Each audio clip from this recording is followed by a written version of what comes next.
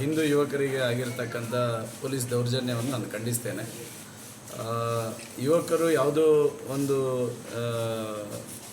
ಮಾಡಿರ್ತಕ್ಕಂಥ ವ್ಯವಸ್ಥೆಗೆ ಈ ರೀತಿಯಾಗಿರ್ತಕ್ಕಂಥ ದೌರ್ಜನ್ಯವನ್ನು ಪೊಲೀಸ್ ಇಲಾಖೆ ಮಾಡತಕ್ಕಂಥದ್ದು ನಿಜವಾಗ್ಲೂ ಅಕ್ಷಮ್ಯವಾಗಿರ್ತಕ್ಕಂಥ ಅಪರಾಧ.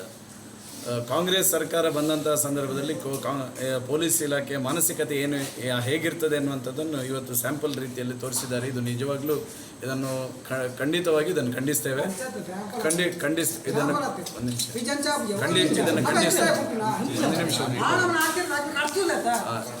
ಖಂಡಿಸ್ತೇವೆ. ಇದನ್ನು ಈ ಒಂದು ವ್ಯವಸ್ಥೆಯಲ್ಲಿ ಏನು ಪೊಲೀಸ್ ಇಲಾಖೆಯವರು ಮಾಡಿರ್ತಕ್ಕಂಥ ದೌರ್ಜನ್ಯ ಇದೆ, ಇದನ್ನು ಅಕ್ಷಮ್ಯವಾಗಿ ಖಂಡಿಸ್ತೇವೆ. ನಮ್ಮ ಹಿಂದೂ ಸಮಾಜದ ಕಾರ್ಯಕರ್ತರಿಗೆ ಈ ರೀತಿಯ ಯಾವುದೇ ರೀತಿಯಾಗಿರ್ತಕ್ಕಂಥ ಘಟನೆಗಳಾದರೆ ಅದರ ವಿರುದ್ಧ ಹೋರಾಟವನ್ನು ಮಾಡ್ತಕ್ಕಂಥ ಕೆಲಸವನ್ನು ಬೆಳ್ತಂಗಡಿ ವಿಧಾನಸಭಾ ಕ್ಷೇತ್ರದ ಶಾಸಕನಾಗಿ ನಾನು ಮಾಡ್ತೀನಿ.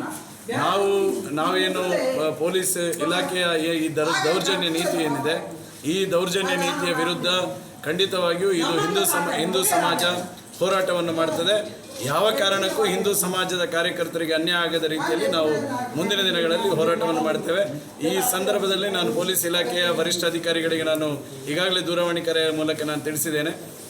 ಯಾರೆಲ್ಲೂ ಈ ಕೆಲಸವನ್ನು ಮಾಡಿದಾರ ಅವರನ್ನು ತಕ್ಷಣಕ್ಕೆ ಬರುವ ರೀತಿಯಲ್ಲಿ ಅವರ ವಿರುದ್ಧ ಶಿಸ್ತು ಕ್ರಮವನ್ನು ಕೈಗೊಳ್ಳಬೇಕೆನ್ನುವಂಥದ್ದನ್ನು ಈಗಾಗಲೇ ಪೊಲೀಸ್ ವರಿಷ್ಠ ಅಧಿಕಾರಿಗಳಿಗೆ ತಿಳಿಸ್ತಕ್ಕಂಥ ಕೆಲಸ ಕಾರ್ಯಗಳನ್ನು ಮಾಡಿದ್ದೇನೆ.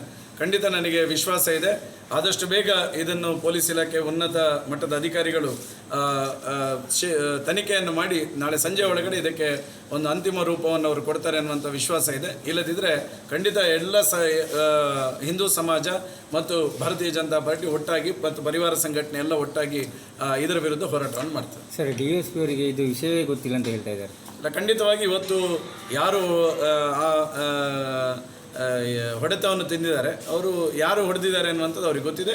ಇವತ್ತು ಅವರು ಅಡ್ಮಿಟ್ ಆಗಿದ್ದಾರೆ. ಅವರು ಪೊಲೀಸ್ಗೆ ಕೊಡುವ ವರದಿಯಲ್ಲಿ ಯಾರು ಅವರಿಗೆ ಹೊಡೆದಿದ್ದಾರೆ ಅವರ ಹೆಸರನ್ನು ಅವರು ಉಲ್ಲೇಖ ಮಾಡ್ತಾರೆ. ಅದರಲ್ಲಿ ಯಾರು ನಿಜವಾಗ್ಲೂ ಹೊಡೆದಿದ್ದಾರೆ ಅನ್ನುವಂಥ ಸತ್ಯಾಸತ್ಯತೆಯನ್ನು ಒಬ್ಬ ಯಾರು ನಿರಪರಾಧಿ ಇದ್ದಾರೆ, ಯಾರು ಈ ಕೃತ್ಯಕ್ಕೆ ಪೊಲೀಸ್ನವರ ದೌರ್ಜನ್ಯಕ್ಕೆ ಒಳಪಟ್ಟಿದ್ದಾರೆ, ಅವರ ಮಾತುಗಳ ಮೂಲಕನೇ ಅವರ ಹೇಳಿಕೆಯ ಮೂಲಕನೇ ಇದರಲ್ಲಿ ನಿಜವಾಗ್ಲೂ ಯಾರು ಇನ್ವಾಲ್ವ್ ಆಗಿದ್ದಾರೆ ಅನ್ನುವಂಥ ಸತ್ಯಾಸತ್ಯತೆ ಹೊರಗಿದೆ.